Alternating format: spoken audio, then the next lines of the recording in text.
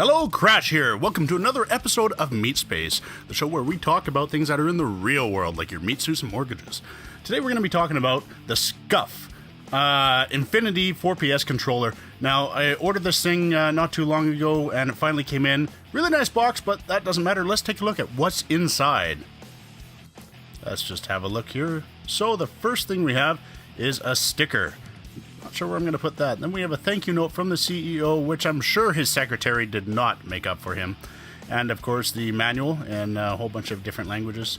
But let's get past all the paperwork and see the main thing, the controller. Wonderful. I got mine Fury Orange. It's really nice. What else do we have here? We have all the paddles. We have the key for adjusting the paddles, the replacement ones right there, as well as the tool that we can use to replace them. We have the tool for taking off the thumbsticks and the thumbstick rings. I'll show you guys how to use that a little bit later. And mine, I had got the remapping function, so I can actually remap what the two paddles on the back do. I can set them to any button. By default, they are circle and X. Enough of the paperwork now. Let's look at the controller itself. So this is pretty much a PS4 controller with a few little things to it. One is being the thumbsticks can be two different styles. They can be concave or convex, and you can swap them around after the fact. With this one, you can see different lengths. I have a short one on the left and a long one on the right. I like the long one on the right. Main reason being is because that's my aiming thumbstick, and I can crank the sensitivity up and still have a decent amount of control with it. Now, here are the main differences between this and a regular PS4 controller.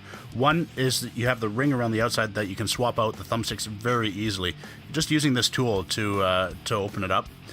And you have the two paddles on the back. By default, the right paddle is X and the left paddle is circle. But if you get the programmable one, like I have, you have the key, you can actually change it to whatever you want. So you take this magnetic key, place it on the back, and you can program those paddles to any one of the other buttons. And a little bit later in this video, I'll show you how to actually do it. So the other thing you may notice is these triggers are elongated. And they're actual swappable faceplates.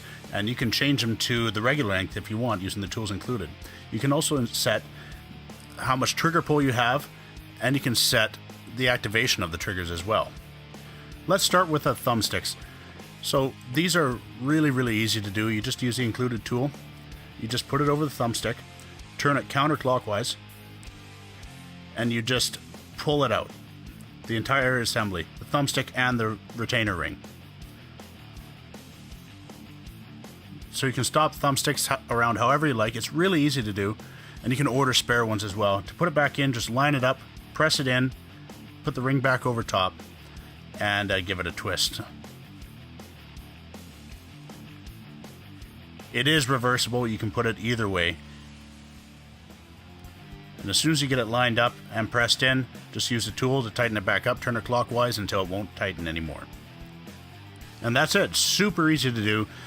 You can do that with all thumbsticks. To program the back buttons, you want to use the magnet that's included. Now, this is a special option. You have to order it from the factory this way. By default, they aren't programmable, but to program the ones, you hold the magnet on the back side. So you hold the magnet on the back, hold down the trigger you want to set, and then press the button you want to link it to. Let go of the button, let go of the trigger, pull the magnet away, and now that trigger will act as that button. Check the manual. Obviously, there's some buttons that you can't program in, one of them being the touchpad from what I understand. But generally, it's really easy to do. Now, the next thing that we have to touch on are the triggers. There's a bunch of different options for this. They can be complicated. It takes some messing around to do. So let's get everything out of the way here, and we'll open up the bag of trigger parts. So in here, we have a few things. We have the trigger removal tool, the faceplate removal tool, the regular size triggers. They just clip right on over top. And then the adjustment tool. This is for adjusting your triggers, see how much pull you have. So let's just pop this cover off. Comes off nice and easy, and there you can see there's a little hole. This is a 0.9 millimeter Allen key. Just goes in the hole there, and you turn it clockwise to decrease the amount of trigger pull.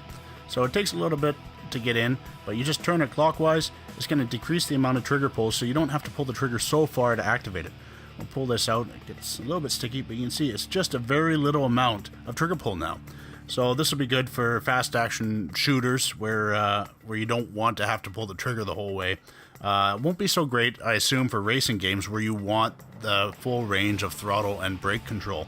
Just pull the screw all the way out so it's flush, and then that'll reset it to 0. I still have some messing around to do to see what I like best. Now let's put the regular clip on. To put the other faceplate on, super easy. You just clip in the top, clip in the bottom, it's on. Super easy. Now the other thing you might have noticed are these two little tabs on the bottom. These are actually stops. All it does is it stops the trigger from pulling in all the way. So by default it's full range. You turn it around 180 with the key and all of a sudden the range is decreased. So this is good if you just need a little bit of activation on the trigger, like in a shooting game or something like that. But for me, I'm going to switch it back. I actually prefer full trigger pull. I may change my mind after a little while. We'll see how it is after using this controller for a bit.